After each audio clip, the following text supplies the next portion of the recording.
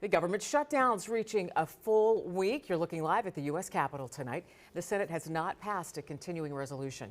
The House is considering going back to pass emergency legislation to pay troops. But back pay for furloughed federal workers may not happen. Yeah, the White House cites a new memo that suggests back pay isn't guaranteed when the shutdown ends. Critics say it and threats of mass layoffs are pure politics. Fox 4's Kirsten Stokes live at the IRS building near downtown with memo details and some reaction. Kirsten.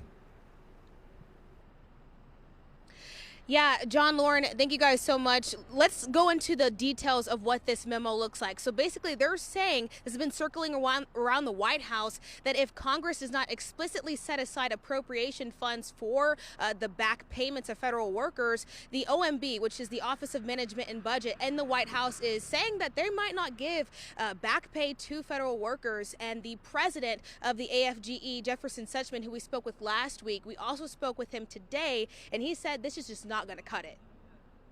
We have no skin in this game. Why are we having to pay the cost for it? As day 7 of the government shutdown concludes, not all federal workers are furloughed, but for those that are, they have to stay at home, unsure of what comes next. Working for you, we followed up with Jefferson Suchman, president of the AFGE Local 1748, right here in Kansas City, Missouri. Suchman is currently furloughed, changing his schedule of caring for his daughter and family. My routine is to get in my car and go to work and, drop Sadie off at daycare on the way. That's my routine, and that's been taken from me. Take a look at this memo circulating in the White House today. The Office of Management and Budget made a draft memo within the White House outlining guidance for federal workers during the shutdown. While details are still limited, the memo provides a legal opinion on appropriations for back pay and who is in charge of that. Ultimately, in the opinion, Congress would have to be responsible. Suchman shares the number of DOL employees laid off right away. 9,000 got sent home right away. And to deny those people money for something that has nothing to do with them, especially when last time things got so out of hand that they passed a law to make sure that that never happened. Suchman is referring to the Government Employee Fair Treatment Act of 2019.